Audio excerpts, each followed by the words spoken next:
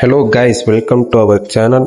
இன்றைக்கி நம்ம இந்த வீடியோவில் எப்படி FPS அதிகமாக்க போகிறதுன்னு தான் பார்க்க போகிறோம். ஸ்மூத்தில் அல்ட்ராவில் இருக்குது.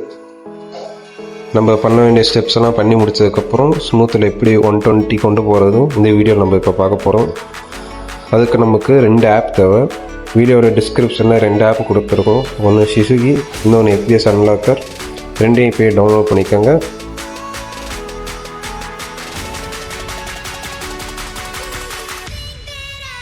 இந்த கேமுக்குள்ளே 120 அன்லாக் பண்ணதுக்கப்புறம்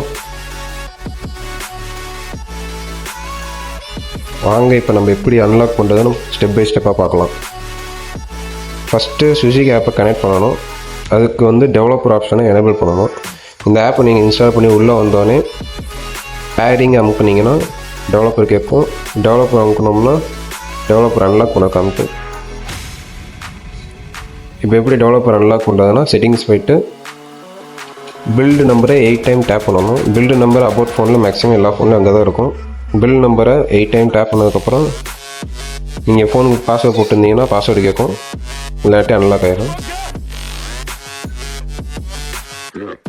இப்போ டெவலப்பர் ஆப்ஷனுக்குள்ளே போயிட்டு வயர்லெஸ் டீபக்கிங் ஆன் பண்ணிக்கணும். ஆன் பண்ணிட்டு அப்படியே ஸ்ட்ரெயிட்டாக வெளியே வந்துட்டு இப்போ பேரிங்கை மறுபடியும் அமுக்கி டெவலப்பர்ஸ் அமுக்குனிங்கன்னா மேலே கோடு டைப் பண்ணுறது என்ட்ரி பண்ணுறது பேனல் காமிக்கும். கோடு வயர்லெஸ் டீபக்கிங்கில் பேர் டிவைஸ் வித் கோடு இருக்கும். அதை அமுக்குனிங்கன்னா உங்களுக்கு வந்துடும். இங்கேயே நீங்கள் ஈஸியாக என்ட்ரு பண்ணிக்கலாம்.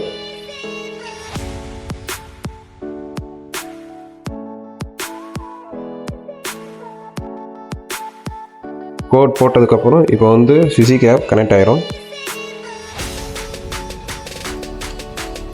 இப்போ ஸ்டார்ட் கொடுத்தோன்னே இந்த ப்ராசஸ் ஆக ஆரம்பிச்சிடும். இது டெவலப்பர் ஆப்ஷன் அன்லாக் பண்ணி கனெக்ட் பண்ண தான் இந்த ஸ்டார்ட் வேலை செய்யும்.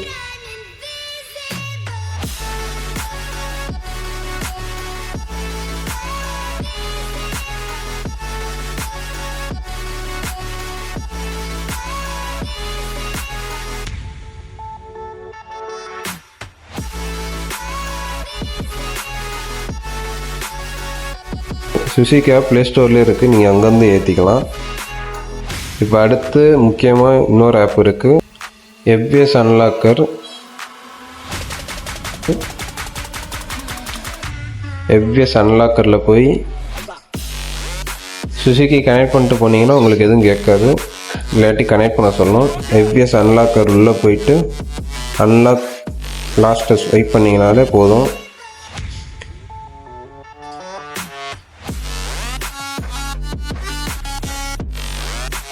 திரும்ப காமிக்கிறேன், கீழே தான் இருக்கும்.